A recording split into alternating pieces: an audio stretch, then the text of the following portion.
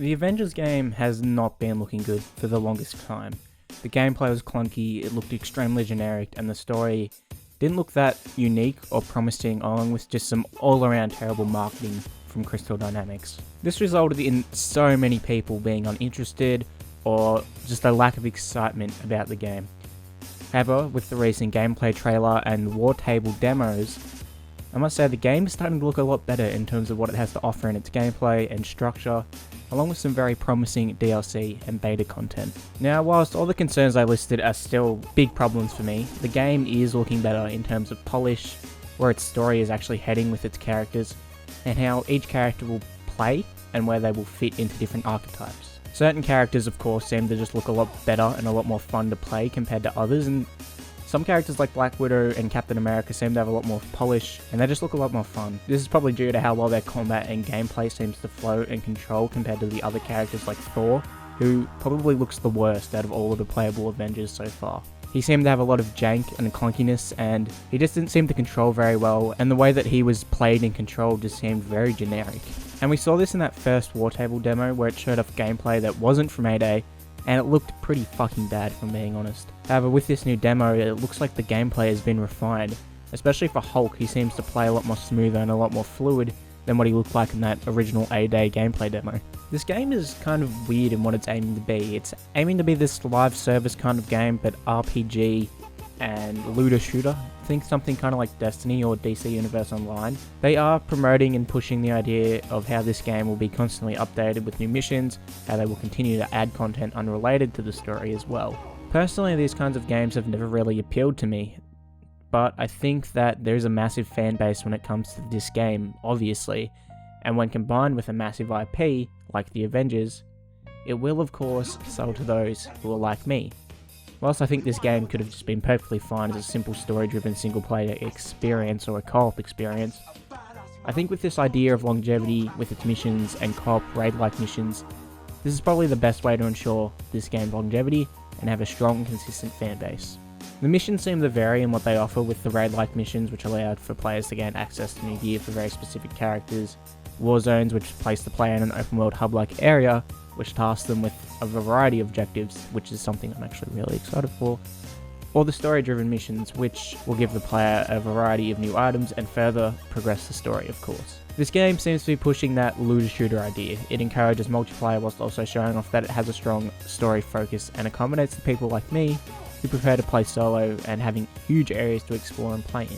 This is something I actually really love, especially since the AI in this game looks decent and we can play with the Avengers that we have upgraded and built, not random or base level characters, which will allow the solo player to have a great experience doing the raid-like missions or playing a Warzone-like mission without feeling overwhelmed or bored or feel that the odds are against them, which many other online-focused games that have these kinds of missions often do. Something I actually want to kind of praise here from the Avengers game is that with this looter shooter and idea of longevity, and its genre that it's aiming to be, could actually aim to do itself a lot of marketing alone just through streaming. These kinds of games do massive on Twitch and YouTube Live and those kinds of streaming services, and with that, it's going to sell to a lot of people and appeal to a lot of people, especially when you have a massive IP like Avengers. And if this game looks good for its final product, it's going to sell a fuck ton of more copies after its release, I think. Now, if Crystal Dynamics have thought about that, and that's why there's such a focus on longevity as well, that's really smart. And I think this is something we're probably going to see a lot more from developers, because streaming has become this massive part of gaming right now, and it's a great way to market your game for free. It's actually a great way to market your game for making money, because people are going to buy this game to market it. But yeah, that's just my quick little off-script rant about how this is really cool, and I think they could do really well through just streaming. Customization has been a large and clear focus of this game, and it's been looking very promising from the beginning. And it's one of the few things that looked great even when this game wasn't looking as good as it is right now. It of course makes sense, something that's going to be needed for a game that's going to be taking a lot of inspiration from the looter shooter RPG mechanics. Customization needs to be a big deal, and when you're playing around with such major characters like this who have such a dense and robust history, you need to have this kind of customization system. And of course it takes a lot of inspiration from the comics and past Avengers media, whilst also providing us with new and unique pieces of gear and customization options. Interestingly, this seems to be a lot more focused on the stats of the character and how they will suit a certain kind of playstyle for each player, rather than just focusing on the cosmetics. This ensures that most people have a different kind of build for each character in the game, and that is something I'm actually really down for and excited about.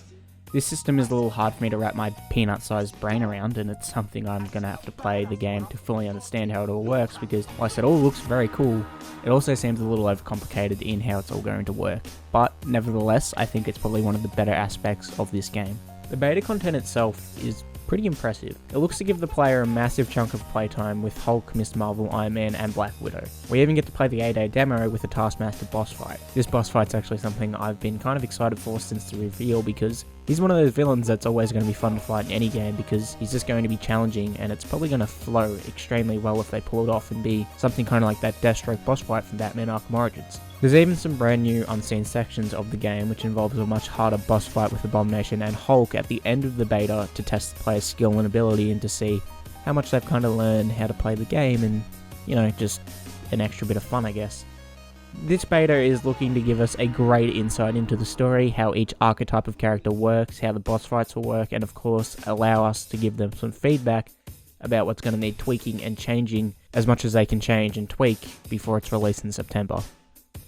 And of course, the big reveal of Hawkeye, which has actually kind of been rumoured for a long time, along with other heroes that are kind of rumoured to be shown soon. His trailer looked to be purely cinematic. It did show us a much more original and modern design of Hawkeye, however, and how his gameplay will flow and work, with it looking extremely fast-paced and much more fluid, somewhat like Black Widow's or Captain America's style of play is. But of course, you have a bow and arrow, which I assume you're going to have a lot of arrows to your use, I guess, so that'll be interesting to see how they all play and enhance the gameplay. Oh, and yeah, this thing happened with Spider-Man. Yeah, cool. That was great to see when I was partway through making this video and Avengers were like, hey, here's Spider-Man, but guess what? He's purely exclusive for PlayStation players. I'm gonna be honest, this is a stupid move by Sony. Even as someone who loves PlayStation, I think the implementation of a massive DLC character in a looter shooter RPG-like game that was as big as Spider-Man is just pure and plain stupid and just not fair to people who play on Xbox. The backlash from this reveal today has not been met with praise or love, but just a lot of confusion and a fair amount of anger, which is understandable. I already know I'll be getting a PS5, but, you know, I understand this is just stupid, and it's not really fair. It's a ridiculous move to have been made, and I doubt it'll change because this seems to be a very big exclusivity deal done between PlayStation and Crystal Dynamics. I am excited to see Spider-Man in the game. I love that it'll be another iteration of the character who we get to see, since this isn't connected to the PS4 game. We'll probably get a PS4 skin, which will be nice, and he's a very customizable character and is going to have a lot of different technology to his use as a part of the Avengers. But it's just a silly exclusivity deal, which, after all this praise got from its recent wartable stream, it just did not help with its already poor reputation amongst fans and people like me who are interested in the game but think it doesn't look amazing. So this wasn't a great move by them.